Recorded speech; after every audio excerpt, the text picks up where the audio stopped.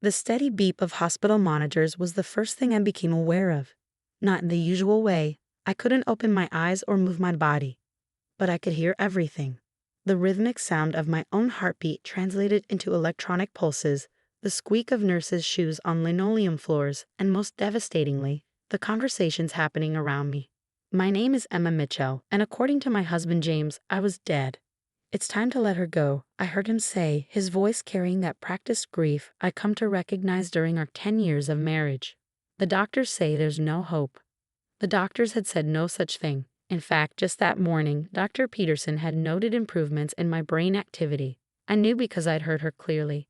The signs are promising. We just need to be patient. But James wasn't interested in patience, or hope, or the truth.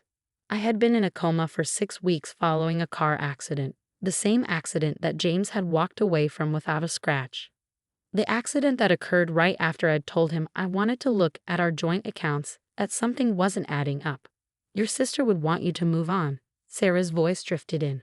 Sarah, my best friend since college, the one person I trusted more than anyone. Her tone was soft, comforting, the same tone she used when she was lying. Emma wouldn't want you to suffer like this. I wanted to scream. I wanted to thrash and grab them both by the throats and demand to know what game they were playing. But I could only lie there, listening as they planned my funeral. A funeral for a woman who was very much alive. The next few weeks were a blur of conversations and revelations, each more horrifying than the last. Through snippets of dialogue between nurses, visits from unknowing relatives, and quiet conversations in my room, I pieced together what was happening. James had told everyone I was brain dead. He'd organized a funeral, closed casket, of course, and given a heartbreaking eulogy about losing the love of his life. He'd collected on my life insurance policy a substantial sum I hadn't even known existed. And Sarah, my dear friend Sarah, had been there to support him through it all. The insurance company didn't even question it. I heard James say one evening, his voice low and gleeful. $2 million, just like that. Your plan worked perfectly. Our plan, Sarah corrected him. I didn't spend the last year helping you set this up for nothing. A year, they'd been planning this for a year.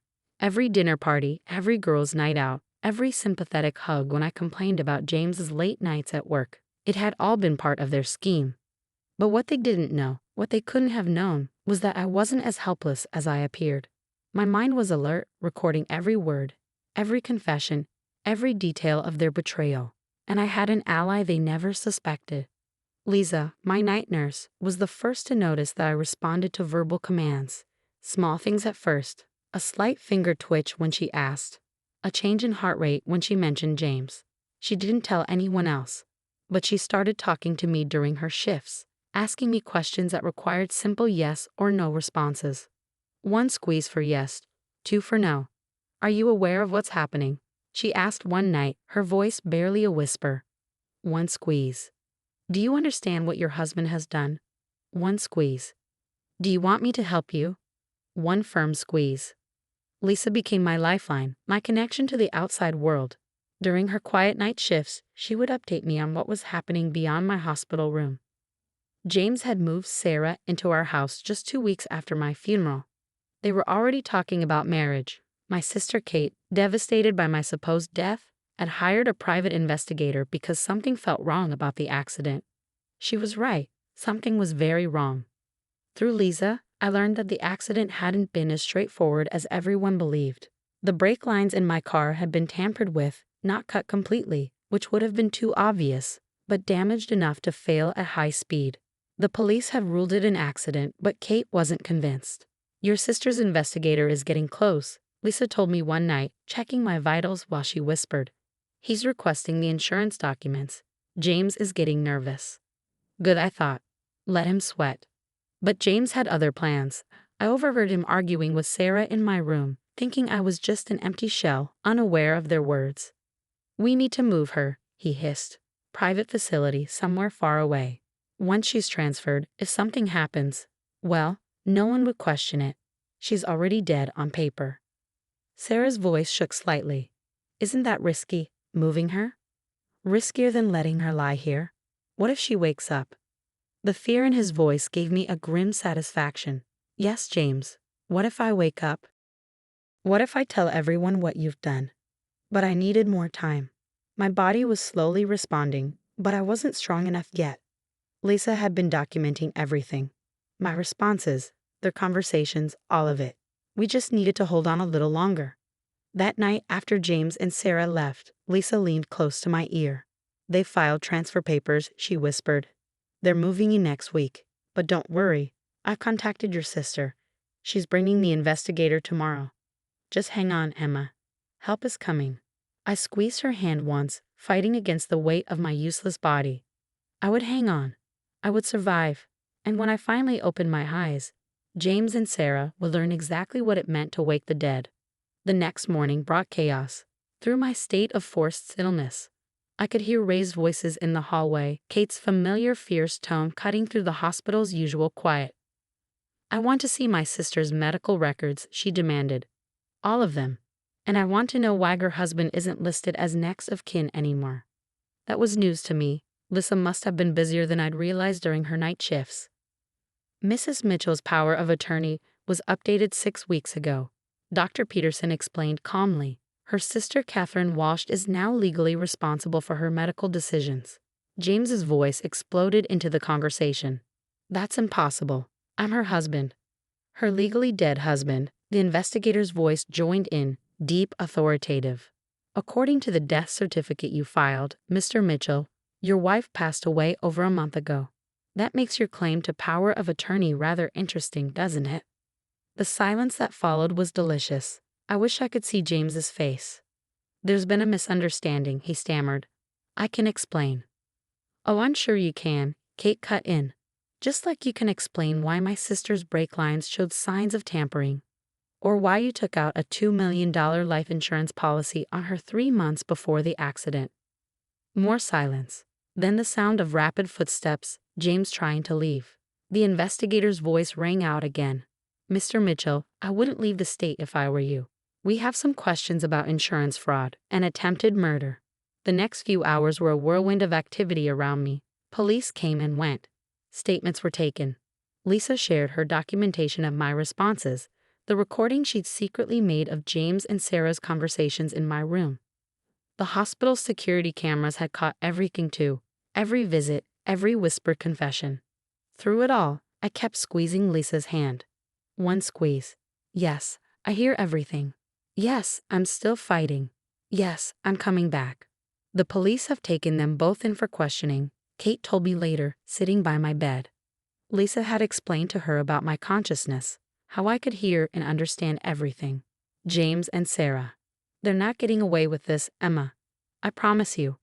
I wanted to hug her, to thank her for never giving up, for seeing through James's act when everyone else bought it. Instead, I lay there, listening and waiting, gathering my strength. That evening, Dr. Peterson brought in a specialist, a neurologist who specialized in coma recovery. Dr. Patel did a series of tests, measuring my responses to stimuli and commands.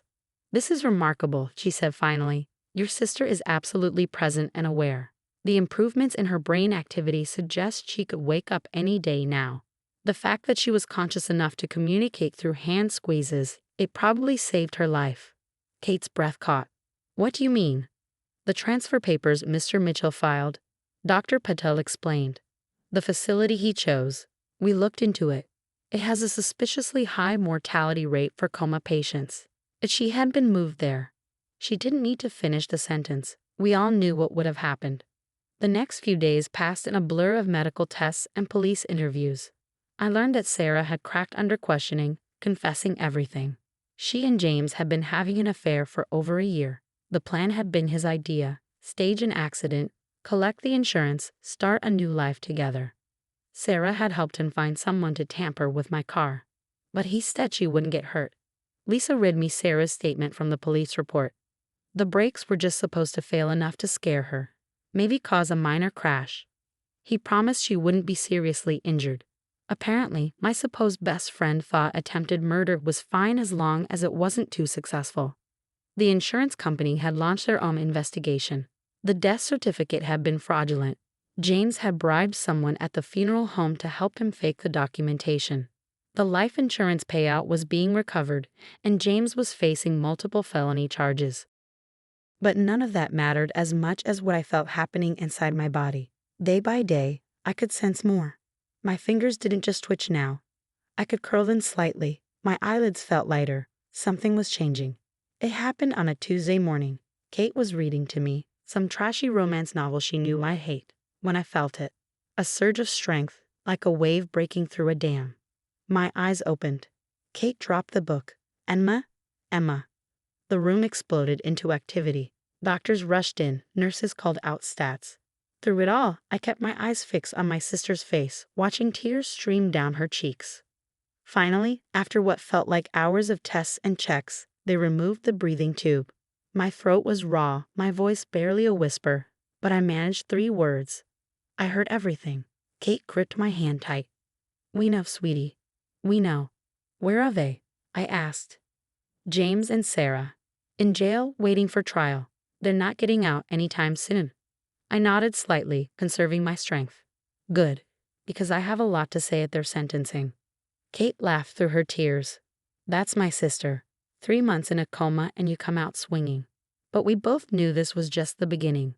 I had survived, yes. I had heard their plans and their confessions, gathered evidence even while trapped in my own body. But now came the hard part: recovery, rehabilitation, and making sure James and Sarah paid for every moment they thought I was helpless. They had tried to bury me, not realizing I was a seed. And now I was growing back stronger than ever. The next 6 months were the hardest of my life. Physical therapy was brutal. Learning to walk again, strengthening muscles that had atrophied during my coma. But I attacked each session with fierce determination, fueled by the memory of James and Sarah thinking I was as good as dead. Kate moved in with me after I was discharged, transforming my home back into something that felt like mine. She'd thrown out everything Sarah had brought in during her brief stay, repainted the walls, and rearranged the furniture. It helped, but sometimes at night, I'd still hear echoes of their conversations, their plans for my death playing on repeat in my mind. The preliminary hearing is next week, Detective Martinez told me during one of her regular visits. She'd been handling my case since the arrest, piecing together the conspiracy that had nearly killed me. "Are you sure you're ready to testify?" I met her gaze steadily. "I've been ready since the first day I heard them plotting in my hospital room." The courthouse was packed the day of the hearing. News of my resurrection had made national headlines. The coma patient who heard her husband plan her murder, who gathered evidence while trapped in her own body. Reporters lined the steps, cameras flashing as Kate helped me walk in. I hadn't seen James or Sarah since that day in the hospital when they discussed moving me somewhere to finish the job. Now, as I entered the courtroom, I saw them both at the defense table. James in an ill-fitting suit, his usual polished appearance gone, and Sarah looking small and terrified beside him. When I took the stand, James wouldn't meet my eyes. But Sarah stared, her face a mask of horror as I began to speak. "I remember everything," I said into the microphone, my voice clear and strong. "Every conversation, every plan, every detail of how they intended to kill me. I heard my husband plan my funeral while I lay there, unable to move or speak. I listened to my best friend comfort him, knowing they had sabotaged my car and left me for dead. I described it all, the conversations I'd overheard, the way they'd celebrated the insurance payout, their plans to transfer me somewhere I wouldn't survive. Through it all, I kept my eyes fixed on them, watching James squirm and Sarah cry. The worst part wasn't the betrayal," I continued. "It was listening to them talk about me like I was nothing. Like the 10 years of marriage, the lifetime of friendship meant nothing. They thought being in a coma made me powerless. They were wrong. The evidence was overwhelming. Between Lisa's recordings, the hospital security footage, Sarah's confession, and my testimony, there was no room for doubt. The judge ordered them to stand trial for attempted murder, insurance fraud, and a host of other charges. As they were led away in handcuffs, Sarah finally broke. "Emma, please," she cried out. "I'm sorry. I never wanted." "Save it." I cut her off, my voice ice cold. "Save it for the trial." Outside the courthouse, Kate squeezed my hand. "You did it, sis. You showed them." But it wasn't over. The trial came 3 months later, and this time I was stronger. I could walk into the courtroom on my own, stand straight as I testified again, detailing every aspect of their plot. The jury took less than 2 hours to reach a verdict. guilty on all counts. At the sentencing hearing, I chose to speak again. This time, I looked directly at James and Sarah as I addressed the court. My husband and best friend thought they could simply erase me, I said. They planned it meticulously: the accident, the fake death certificate, the insurance scam. They celebrated their success while I laid in that hospital bed, thinking I couldn't hear them. But they forgot something important. I paused, letting my words sink in. They forgot that I am stronger than they ever imagined. They forgot that truth has a way of surviving, even when people try to bury it. And they forgot that karma comes for everyone eventually. The judge sentenced James to 25 years for attempted murder and conspiracy. Sarah got 15 years for her role in the plot. The insurance company recovered their money, and civil lawsuits would ensure neither of them profited from their crimes. As they were led away, I felt no satisfaction, no joy in their punishment. Instead, I felt something more powerful: freedom. 1 year after waking from the coma, I stood in front of a room full of medical students sharing my story. I've been invited to speak about coma consciousness, to help future doctors understand that their patients might be more aware than they appear. Never assume someone can't hear you, I told them. Never underestimate the power of the human spirit to fight back, to survive, to bear witness. Sometimes the person you think is powerless is actually the strongest one in the room. After the lecture, Lisa, still my closest friend, met me for coffee. "Look at you now," she said, smiling. "Speaking at medical schools, writing a book about your experience. You've turned this whole horrible thing into something meaningful." I nodded, thinking about how far I'd come. They thought they were writing my ending. Instead, they just gave me a new beginning. That evening, I visited my old house one last time before the sale closed. Kate had helped me put it on the market, agreeing it was time for a fresh start. As I walked through the empty rooms, I no longer heard echoes of James and Sarah's plotting. Instead, I heard my own voice, stronger than ever. They had tried to silence me, to write me out of my own life's story. But they had failed. I was alive, thriving, and telling my own truth. They would spend years behind bars, while I had nothing but open road ahead of me. As I locked the door for the final time, I smiled. Sometimes the best revenge isn't about getting even. It's about getting better, growing stronger, and showing the world that what doesn't kill you really does make you more powerful than your enemies ever imagined. James and Sarah had wanted to bury me. Instead, they had given me wings.